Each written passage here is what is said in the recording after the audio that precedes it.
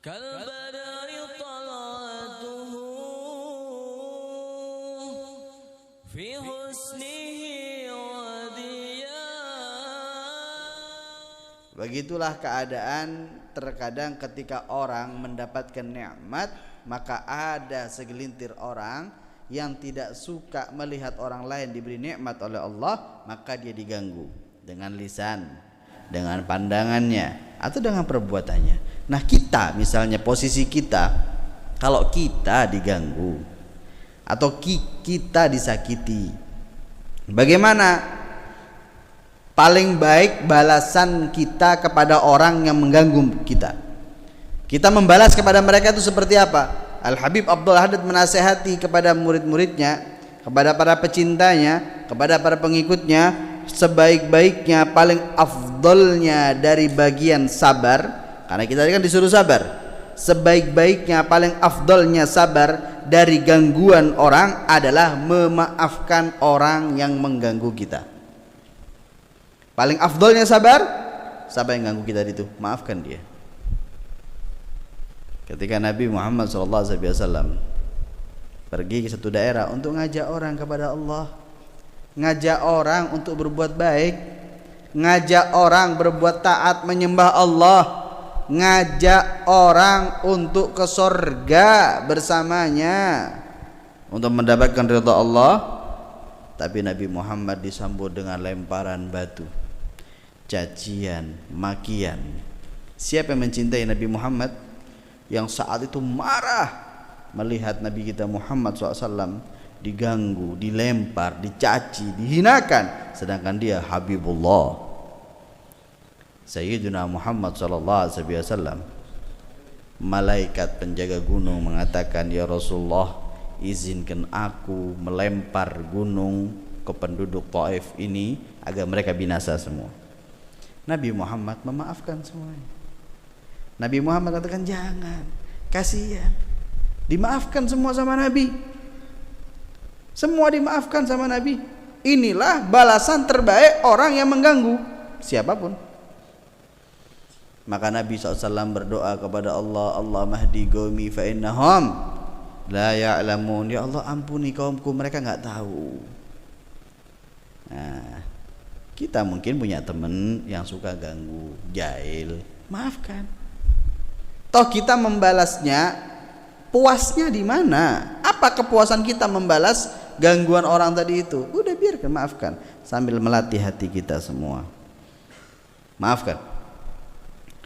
Wa du'a ulah, kalau perlu ente doakan dia sebagaimana Nabi menyatakan itu. Allah madigami fa innahum la ya'lamun. Ya Allah, ampuni dia, dia enggak tahu. Enggak apa-apa saya dicaci, enggak berkurang ente dicaci makhluk, enggak berkurang kemuliaan ente, dan ente tidak akan jatuh. Karena kalau betul-betul ente berjalan di jalan Allah, Allah yang angkat ente. Kalau ente tawadhu di jalan Allah, Allah yang angkat ente. Kalau sudah Allah yang angkat, enggak ada yang bisa nurunin. Wa dzalika min akhlaqis siddiqin, dan itu adalah akhlaknya orang-orang siddiqin.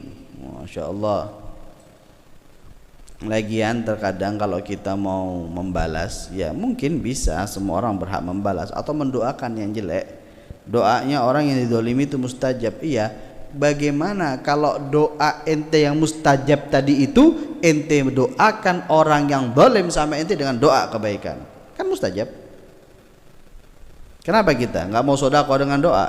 Ini ada orang zalim sama kita, misalkan ada orang zalim sama ente, doanya orang yang dizalimi apa? Mustajab kan kepada orang yang menzalimi. Hati-hati, makanya kita nggak boleh zalimi orang, karena doanya orang yang terzalimi itu mustajab. Kalau dia mendoakan jelek sama kita, kita kena kejelekan. Tapi andai kata kita yang dizalimi, kemudian dengan besar hati kita memaafkan orang yang menzalimi kita, kemudian kita mendoakan kebaikan untuk dia, apakah itu enggak menjadi kebaikan jariah untuk kita yang mendoakan mereka? Maka manfaatkan setiap waktu yang diberikan oleh Allah untuk memberikan manfaat kepada yang lainnya. Khairukum aktsarukum nafa'a, sebaik-baik kalian paling banyak memberikan manfaat.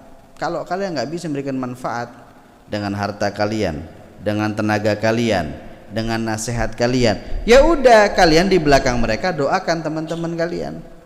Setidak-tidaknya itu doakan muslimin muslimat agar semua diberkahi oleh Allah Subhanahu wa taala. Auda iradul khalqi anka ni'matan 'alaika min rabbika fa innahum law aqbalu 'alaika ruma syaghaluka an ta'atih. Kalau perlu ente anggap apa yang diperbuat oleh orang tadi yang mengganggu ente itu nikmat dari Allah sudah.